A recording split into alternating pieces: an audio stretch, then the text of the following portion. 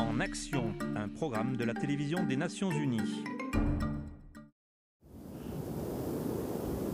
La Mauritanie, pays du désert. Une fois par an, dans l'oasis de Tergit, les familles se réunissent pour célébrer le festival de Guetna. C'est un jour où ils évoquent la vie du temps où l'oasis était le centre d'une communauté florissante. Mais depuis l'arrivée de la sécheresse qui sévit dans ce pays depuis les années 60, le désert a gagné du terrain en détruisant les oasis et en forçant les nomades et les cultivateurs à abandonner leurs traditions et à aller vivre dans les villes.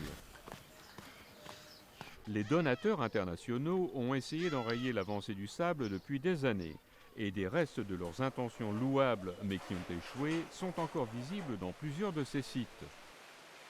Monsieur de Abderrahim Ould Angui, président de l'association des cultivateurs locaux. Les Occidentaux sont venus avec leur manière de faire.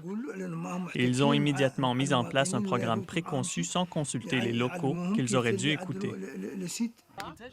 Mais une nouvelle approche existe maintenant.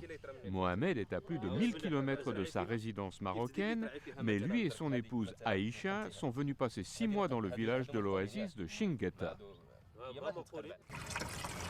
Ici, les cultivateurs ont épuisé leurs réserves d'eau. Les puits s'assèchent et les dattiers meurent. Les Marocains sont venus partager leur propre expérience avec les locaux pour trouver une solution à leurs problèmes. Et ces cultivateurs sont plus enclins à écouter les gens qui comprennent, comme eux, les défis de l'oasis et de la vie dans le désert. La différence essentielle est que les techniciens des pays du Sud connaissent l'environnement naturel aussi bien que le climat et la culture de notre pays. Ils comprennent mieux aussi les gens qui leur ressemblent et qui ont un mode de vie similaire. Ce programme innovateur est financé par le FIDA, le Fonds international de développement agricole, dont le programme national est dirigé par Christiana Sparacino. Ils ont lancé un partenariat qui leur a permis de trouver des solutions ensemble et les cultivateurs ont senti qu'ils faisaient partie d'une famille sans solution préconçue, tout en étant des partenaires égaux dans ce qu'ils ont développé ensemble. Les cultivateurs voient déjà des résultats. Le rendement a plus que doublé.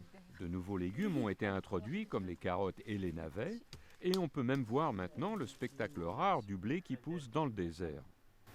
Tout ceci fait partie d'un projet qui cherche à améliorer la vie de 250 000 personnes en Mauritanie, tout en aidant à insuffler une nouvelle vie dans cette nation désertique.